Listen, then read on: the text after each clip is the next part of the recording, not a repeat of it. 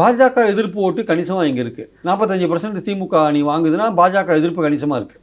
அந்த பாஜக எதிர்ப்பு கணிசமாக இருக்கிற இந்த இடத்துல விஜய் என்கிற அந்த தலைவர் கொள்கை எதிரின்னு சொல்கிற ஒரு விஷயத்தில் பாஜகவை எந்த விதமான விமர்சனமும் வைக்காத இருக்காருன்னா அவருக்கு இனிமேல் ஓட்டு ஏறதுக்கான வாய்ப்புகள் இருக்கா இல்லையான்றது ஒரு கேள்விக்குறியாக இருக்குது. இல்லை அன்லெஸ் அவர் விமர்சிச்சாலே தவிர பாஜகவை விமர்சித்தாலே தவிர வெறும் கொள்கை எதிரின்று கடந்து போகாமல் விமர்சித்தாலே தவிர கடுமையாக விமர்சித்தால் இப்போ பட்ஜெட்டை பற்றி ஒரு ஒப்பீனியன் இல்லை.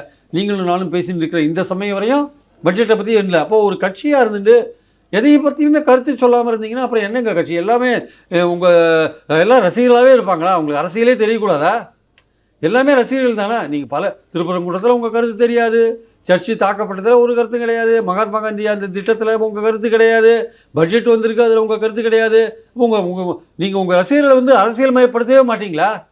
அப்படியே அவங்கள சினிமா மாயிலே வச்சுருப்பீங்களா? அவங்கள நீங்கள் 4 அறிக்கை விட்டாலும் அவனும் படிப்பான், நாட்டு நடப்பு தெரியும் அவனுக்கு.